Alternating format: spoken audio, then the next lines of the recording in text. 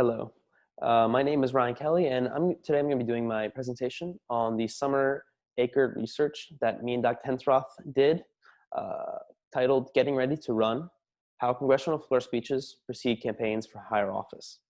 And so the main research question that we asked is, what are the electoral effects of congressional speech? Some of the goals that we had were to work on building a data set and research design, to practice quantitative research methods that we had been working on previously in political inquiry classes, and to address an understudied topic in the field of political science. So we first started a project with a literature review. And so the first thing we had to look at is, what are some things that help determine elections for congressional members? We found that the state of the economy leading up to an election has a huge impact on if a congressional member wins re-election or not. And often for midterm elections, they can serve as a referendum on the president and how they handle the economy leading up to that point.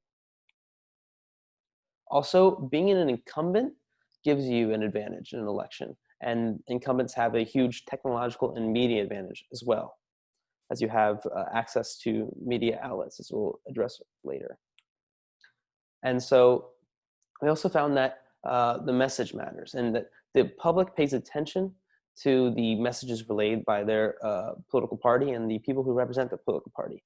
They pay attention to campaign messages, and the positions that Congress members take are meaningful and determine whether people are going to vote for them or not.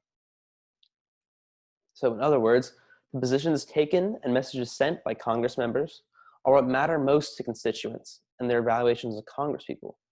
Their constituents want to hear messages and see positions taken that are agreeable to them and which fit their base, which are overwhelmingly popular amongst that base of supporters. And we also find that media matters. So the media has an important agenda setting ability. They have a huge influence over the opinions of the mass public, and their agenda setting ability can help politicians pursue their own policy and electoral goals. And so the media can be crucial in boosting a Congress member's electoral fortunes. If you have greater access to media, then you have greater access to constituents and their opinions and being able to influence their opinions. And thus, a central part of a legislator's entrepreneurship and their aspirations for higher offices is an increased access to media. And so floor speeches are an important way to send a message to constituents and be able to connect with their constituents. Literature shows that speeches are an important symbolic activity, which can increase support for legislature amongst the constituency, and that these floor speeches help increase the visibility of Congress members and allow them to kind of use this platform to underline their own policy knowledge and their own party loyalties to constituents, things that they care about.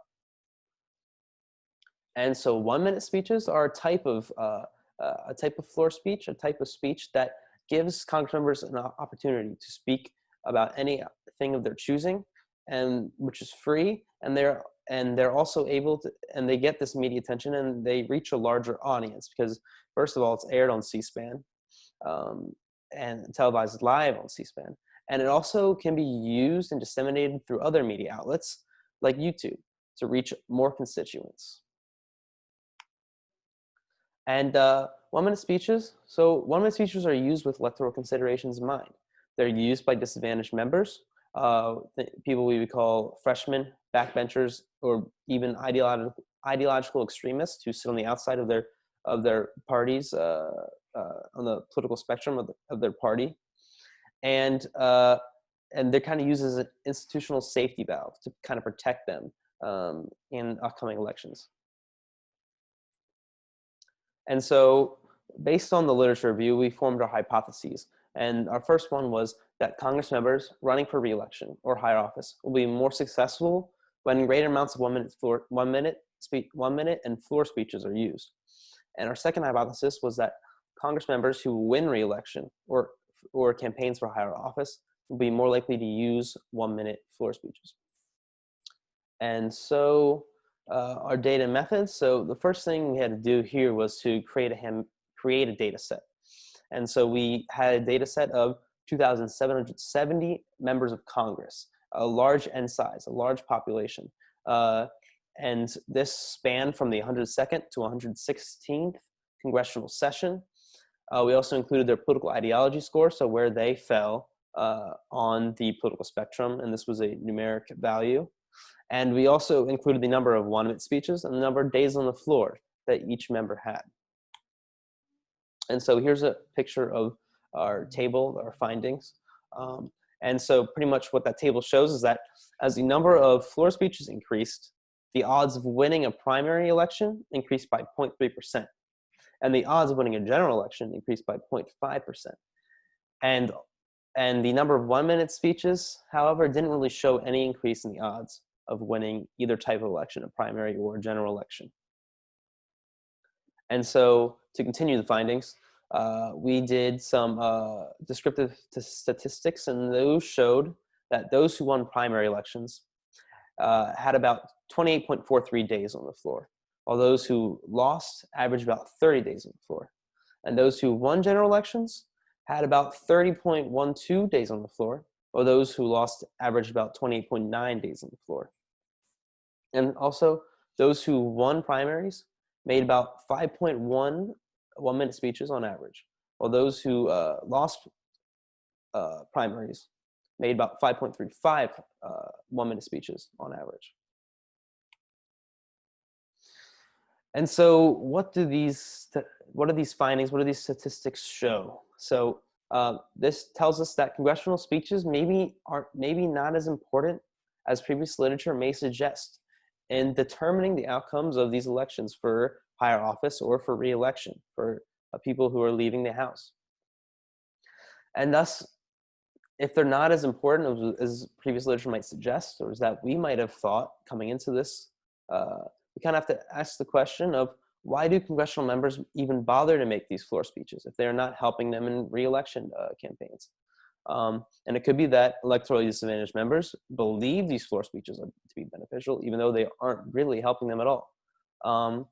And also it could be that these backbenchers, these disadvantaged members, do not get as much media coverage in the first place, and thus they will take what they can get and in hopes of improving their electoral fortunes, but because they're already disadvantaged, it might not be that helpful.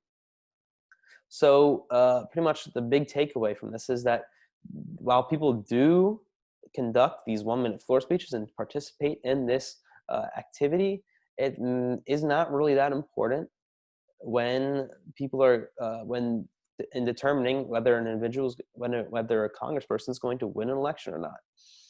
And so based on our findings, we could conduct future research and possibly a qualitative study where we interview these congressional backbenchers, these disadvantaged members, in hopes to find out why they bother to participate in this congressional activity if it's not really aiding in their re-election campaigns.